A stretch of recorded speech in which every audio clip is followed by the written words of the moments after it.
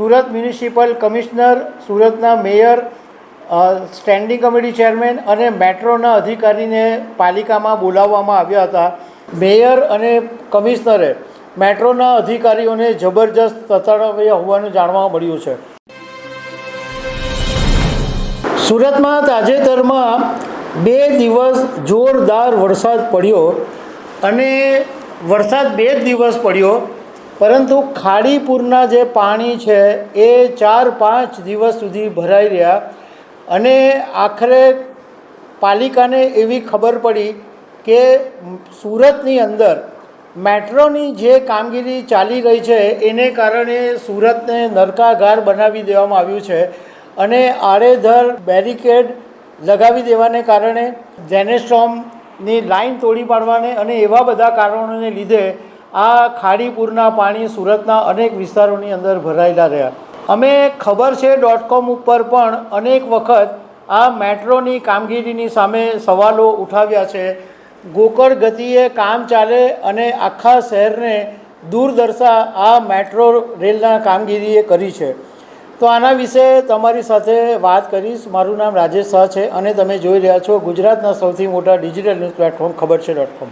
સુરતની અંદર વર્ષોથી મેટ્રોની કામગીરી ચાલી રહી છે અને સુરતના લોકોને ખબર જ છે કે એટલી હદે આખા શહેરને બદ સુરત બનાવી નાખ્યું છે. ઠેર ઠેર ખાડા, ઠેર ઠેર બેરીકેડ, ઠેર ઠેર પતરા અને એટલી બધી લોકોને ટ્રાફિકની મુશ્કેલી પડે. તમે અહીંયા મજૂરા ગેટથી સ્ટેશન સુધી જાઓ તો તમારો ટ્રાફિક પાર કરતાં દમ નીકળી જાય, કારણ કે આખા રોડ પર મેટ્રોના પતરા લગાડી દેવામાં આવેલા છે. આ બાજુ તમે ચોક બજાર બાજુ જાઓ, આ બાજુ ભાગળ તરફથી જાઓ, ત્યાં ભાગળ પાસે તો ટાવરના વેપારીઓએ વિરોધ પણ કરેલો, કારણ કે એમની મેટ્રોની કામગીરીમાં એમને પૈસા આપવાની વાત થઈ હતી, પરંતુ પૈસા બી આપવામાં નહોતા આવ્યા. તાજેતરમાં સુરતમાં જે વરસાદ આવ્યો અને એને કારણે ઘણા બધા દિવસો સુધી પાણી ભરાયેલા રહ્યા, તો પાલિકાને એવી ખબર પડી કે આ ખાડા પાડી રોડથી જે દૂરદર્શા કરી છે, ડ્રેનેજ સ્ટોર્મના જે લાઈન છે એને તોડી નાખવામાં આવી છે અને આખા રોડ બંધ કરી દેવામાં આવ્યા છે, આડેધડ બેરિકેડ લગાડી દેવામાં આવ્યા છે. એને કારણે જે વરસાદના પાણી હતા એ ગયા નહીં અને સુરતના અનેક વિસ્તારોની અંદર પૂરના પાણી 4-5 દિવસ સુધી ભરાયેલા રહ્યા.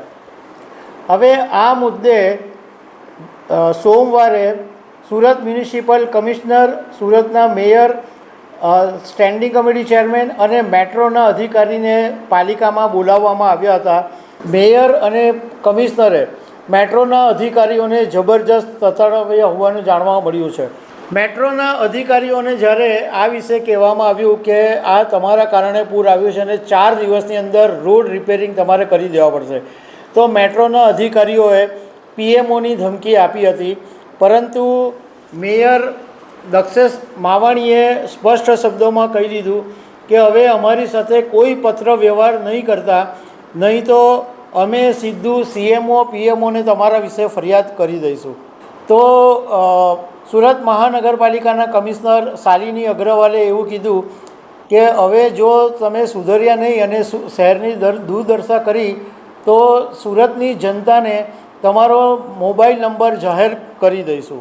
4 દિવસની અંદર ખાડા પૂરી દેવાની તાકીદ કરી છે. અમે ખબર છે .com ઉપર સુરતના લોકોને જે મુશ્કેલી પડી રહી હતી એના વિશે અનેક વિડીયો મેટ્રોની વિરુદ્ધમાં બનાવેલા હતા, કારણ કે સુરતના લોકો ત્રાહિમામ પોકારી ગયા છે. સુરતના લોકો એવા છે કે વિકાસનું કામ થતું હોય તો સહન કરી લેવા માટે તૈયાર થતા હોય છે કે ચલો ભાઈ, કમસે કમ શહેરનું ભલું તો થાય છે ને, મેટ્રો થશે તો શહેરને ફાયદો થવાનો છે, તો સુરતના લોકો સહન કરી લેતા હતા. પરંતુ આ લોકોની જે કામગીરી છે એ એટલી ગોકળ ગતિએ ચાલે છે કે જેને કારણે સુરતના લોકો ત્રાહિમામ પોકારી ગયા. જે શહેરના લોકો એવા છે કે લેટ ગો કરવામાં જાણીતા છે અને એકદમ ભલા ભોળા લોકો કહેવાય, એ લોકો પણ આ મેટ્રોની કામગીરીને કારણે એવું માને છે કે આ શહેરને મેટ્રોએ નરકાગાર બનાવી દીધું છે. હવે પાલિકાએ તો તાકીદ કરી છે હવે જોઈએ મેટ્રોના અધિકારીઓ આ કરે છે કે નહીં, કારણ કે અમે જ્યારે વિડીયો કરેલો ત્યારે PM નરેન્દ્ર મોદી સુધી આ વાત પહોંચી હતી અને એવું પણ જાણવા મળ્યું હતું કે મેટ્રોના અધિકારીઓને કામ જલ્દી કરવાની તાકીદ પણ કરવામાં આવી હતી, પરંતુ આ મેટ્રોના અધિકારીઓ એવા મગરની ચામડીના છે કે હવે જોઈએ કે શહેરને કેટલું જલ્દી સુધારે છે. તો દર્શક મિત્રો, આવી અનેક વાતો સાથે અમે તમને મળતા રહીશું. Thank you very much.